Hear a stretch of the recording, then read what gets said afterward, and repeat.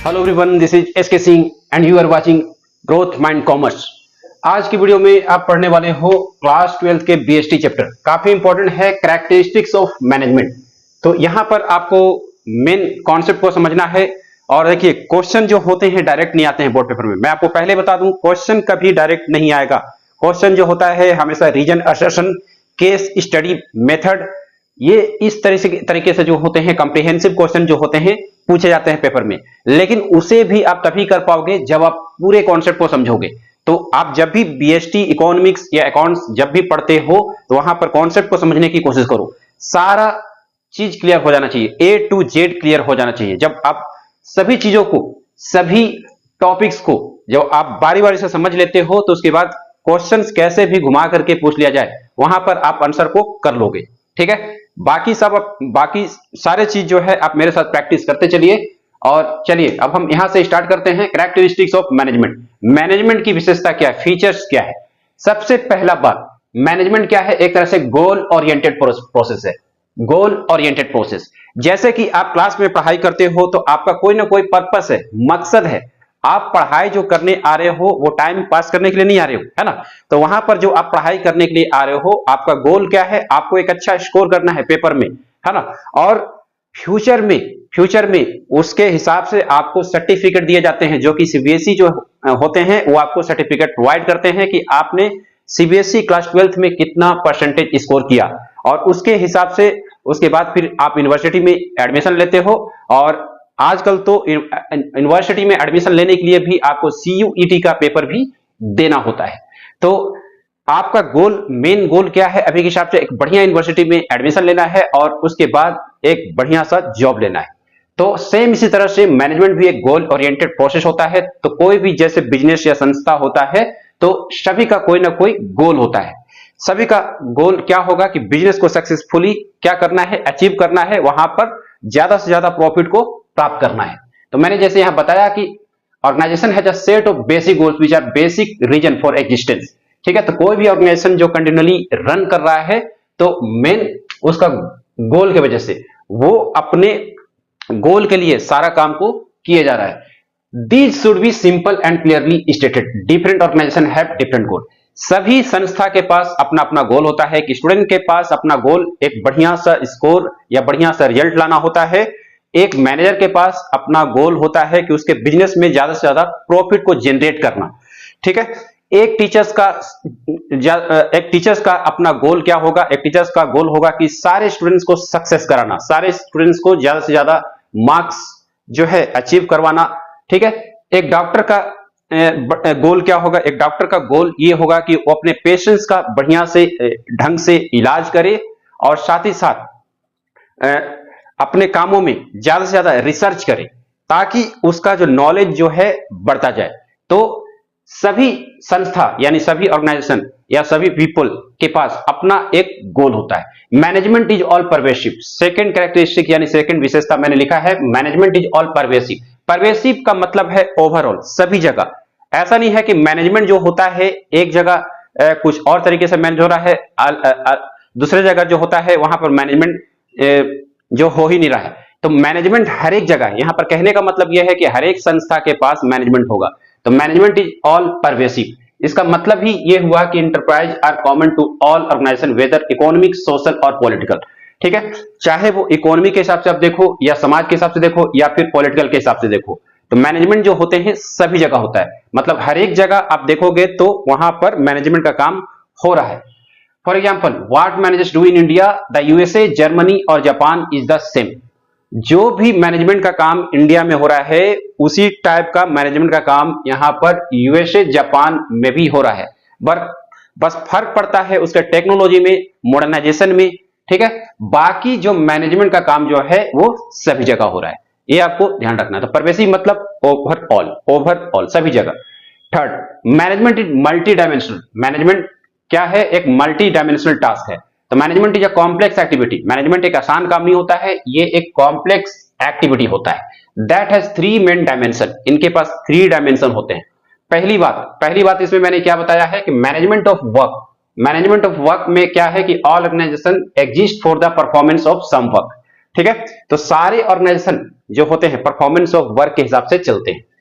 Factory की अगर आप बात करोगे तो a product is manufactured, factory में देखोगे तो क्या बनते हैं, सामान या प्रोडक्ट वगैरह बनते हैं। इन अ गारमेंट स्टोर में देखोगे तो कस्टमर नीड्स इज सेटिस्फाई, तो वहां पर कस्टमर जो होते हैं कपड़े वगैरह खरीद करके सेटिस्फाई होते हैं। It translate the work in terms of goal to be achieve. तो हर एक मैनेजमेंट में अगर देखोगे तो वहां पर मल्टी डायमेंशनल काम होता है, एक काम नहीं बहुत सारे काम होते हैं, जिसमें पहला किस टाइप का काम आएंगे, जैसे management of work. Second, management of people, तो human resources of people are organisational greatest assets. तो ह्यूमन रिसोर्सेज और पीपुल जो होते हैं ऑर्गेनाइजेशन का ग्रेटेस्ट एसेट्स होते हैं, संपत्ति होते हैं, क्योंकि जो भी संस्था होगा वहां पर अगर लोग नहीं रहेंगे, मजदूर नहीं रहेगा, तो वहां पर प्रोडक्ट या सर्विसेज क्रिएट हो ही नहीं सकता। तो इसीलिए मैनेजमेंट ऑफ पीपुल का होना काफी जरूरी होता है, ठीक है। और यहां पर यह भी देखो कि development in technology getting work done through people is still a major task for the manager.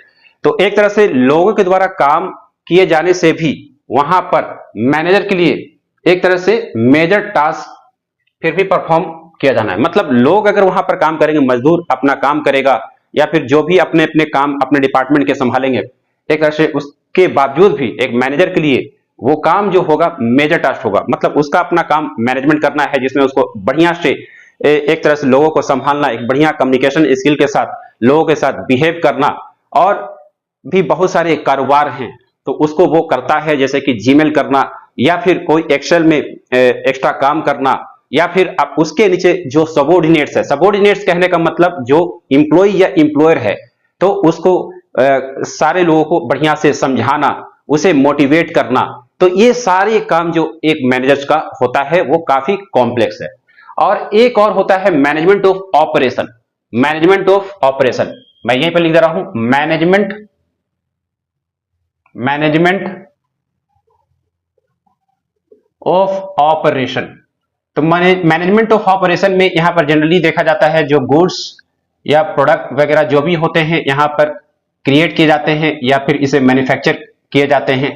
तो मैनेजमेंट ऑफ ऑपरेशन में बहुत सारी जैसे कि मशीनें वगैरह मशीन्स ऑपरेट होते हैं, तो विदाउट मशीन के बगैर गुड्स या फिर प्रोडक्ट वगैरह ये जो हैं ये बनाए नहीं जा सकते। तो थर्ड जो हो गए मैनेजमेंट ऑफ ऑपरेशन हो गए। तो ये सारे management of work, management of people और मैनेजमेंट ऑफ ऑपरेशन ये किसका पार्ट हो गया? मैनेजमेंट जो मैंने मल्टी डायमेंशनल के हिसाब से बताया ये इसी का पार्ट है। तो मैनेजमेंट एक सिंगल टास्क नहीं है, ये मल्टी डायमेंशनल टास्क है। नेक्स्ट अगला कैरेक्टरिस्टिक्स क्या हो गए? Management is a continuous process, ये लगातार चलने वाला प्रोसेस है। मैनेजमेंट ऐसा नहीं है कि आपने एक गोल अचीव कर लिया तो वहां पर वो मैनेजमेंट रुक जाएगा और आप सक्सेसफुली एक तरह से बिजनेस क्रिएटर बन जाओगे, ऐसा नहीं है। मैनेजमेंट ये लगातार चलते रहने वाला प्रोसेस है। तो process of management is a series of continuous composite process, the task of manager consist of on going series function. तो जितना लगातार जो है वो बिजनेस चलेगा उतना ही अच्छा वो गोल को प्राप्त कर सकता है, ठीक है। तो ये कंटिन्यूअस प्रोसेस है, कभी नहीं रुकने वाला प्रोसेस है, मतलब ज्यादा से ज्यादा प्रॉफिट को जनरेट करने वाला प्रोसेस है, क्योंकि लगातार अगर मैनेजमेंट चलेगा तभी वो अपना ज्यादा से ज्यादा गोल या ज्यादा से ज्यादा प्रॉफिट को प्राप्त कर सकता है। Next management is a group activity process. जैसा कि आप जानते हो कि कोई भी बड़ा संस्था जो होता है वो एक या दो लोगों से नहीं चलता है, वो बहुत सारे टीम से चलता है। बहुत सारे टीम मिलकर के जब आपस में काम करते हैं तभी वो एक बड़ा सा गोल प्राप्त हो सकता है। An organization is a collection of diverse individual with different needs, है ना। तो जैसे कि मान लीजिए कोई कंपनी है, तो किसी कंपनी में ऐसा नहीं है कि डिपार्टमेंट्स एक होते हैं, वहां बहुत सारे डिपार्टमेंट्स होते हैं। तो वहां पर आप देखोगे जैसे सर्विलेंस डिपार्टमेंट होते हैं जो अपना कैमरामैन जो अपना कैमरा का निगरानी करते हैं कि हर एक लोग बढ़िया से काम कर रहे हैं कि नहीं। एक सॉफ्टवेयर डिपार्टमेंट होगा जो सॉफ्टवेयर का काम संभालेगा। तो सॉफ्टवेयर डिपार्टमेंट में जैसे कि मान लीजिए कोई एंटीवायरस सॉफ्टवेयर हो गया, उसको विदेशों में सेलिंग वगैरह करवाना और सेल करवा करके उसे प्रॉफिट जनरेट करना। अब जो भी प्रॉफिट्स आते हैं उस प्रॉफिट से वो क्या होगा, सारे इंप्लॉयर या इंप्लॉयज को एक तरह से सैलरी डिस्ट्रीब्यूट होते हैं, ठीक है। फिर उसमें और क्या होंगे, बहुत सारे बीपीओज होंगे, ठीक है। तो बीपीओज का काम क्या होगा, कॉलिंग वगैरह ये सब प्रोसेस को निभाना। फिर वहां पर एक तरह से आप ये भी देखोगे एचआर मैनेजर वगैरह होगा जो कि सैलरी ये सब चीजें को क्या करते हैं, वो बनाते हैं, ठीक है। तो विभिन्न प्रकार के डिपार्टमेंट्स होते हैं जो सभी अपना अपना काम को करते हैं। तो ये एक लोगों से नहीं होता, इसीलिए कहा जाता है कि management is a group activity. Next characteristics क्या हो गया, management is a dynamic function. तो मैनेजमेंट जो हो गए एक तरह से डायनेमिक फंक्शन है। मतलब डायनेमिक मतलब चेंज करते रहने वाला फंक्शन है। तो यहाँ पर देखोगे मैनेजमेंट में हमेशा नहीं है कि काम जो होता है एक ही तरह से होगा। ऐसा नहीं है कि जो भी वहां पर ऑर्गेनाइजेशनल गोल या जो भी चीजें या जो भी आप कह सकते हो आइडिया को सेट कर दिया गया वो उसी हिसाब से चलेगा, नहीं ऐसा नहीं है। वहां पर हर एक बार चीजों को बदलना पड़ता है। जैसे कि देखोगे मैकडोनल्ड्स जो है इंडिया में एक तरह से जो बिजनेस रन करता है फूड का, तो वहां पर वो हर एक बार वो आइडियाज को चेंज करते रहता है। जैसे कभी वो फूड के जो मेनू होता है उसमें बहुत सारे डिजाइन ला देगा, है ना। जो अपने खाना वो सर्व करता है क्लाइंट के लिए उसमें भी विभिन्न तरह से टेस्ट ला देगा। तो इसीलिए बोला जाता है management is a dynamic function. तो it is a dynamic function and has to adopt itself to changing environment. उसको चेंज होना पड़ेगा। अगर वो चेंज नहीं होगा तो लोगों को क्या होगा, वो उसका जो बिजनेस है या फिर जो भी सर्विसेज या प्रोडक्ट वो कंज्यूम कर रहा है वो पसंद नहीं करेगा। तो उसे चेंज करना पड़ेगा, उसे वैरायटी में चेंज लाना पड़ेगा, डिजाइन में चेंज लाना पड़ेगा। It interact with external environment which consist of various social, economic and political factor. चाहे वो समाज का फैक्टर हो या इकोनॉमिक फैक्टर हो या पॉलिटिकल राजनीतिक फैक्टर हो, तो सभी फैक्टर में उसे एक तरह से सारे बिजनेसेस को चेंजेस लाना ही पड़ता है। ठीक है, तो ये आपने देखा कैरेक्टरिस्टिक्स ऑफ मैनेजमेंट, जो कि काफी इंपॉर्टेंट है। अब जब आपने समझ लिया तो कोई भी केस स्टडी का क्वेश्चन या रीजन असर्शन का क्वेश्चन या एमसीक्यू या फिर कॉम्प्रिहेंसिव बेस्ड क्वेश्चन को आप कर दोगे। तो शर्त यह है कि आप सारे कॉन्सेप्ट को ध्यान से समझो, रोट मेथड अप्लाई मत करो, पहले ध्यान से समझ लो। जब आप समझ जाओगे तभी आप सारी चीज को कर लोगे, क्योंकि सीबीएसई अब डायरेक्ट क्वेश्चन को नहीं पूछता। मैं बार बार दोहरा रहा हूं, वो हमेशा क्वेश्चंस को जो है घुमा के पूछेगा और उस क्वेश्चंस का आंसर आप तभी कर सकते हैं जब आप सारे कॉन्सेप्ट को क्लियरली समझेंगे।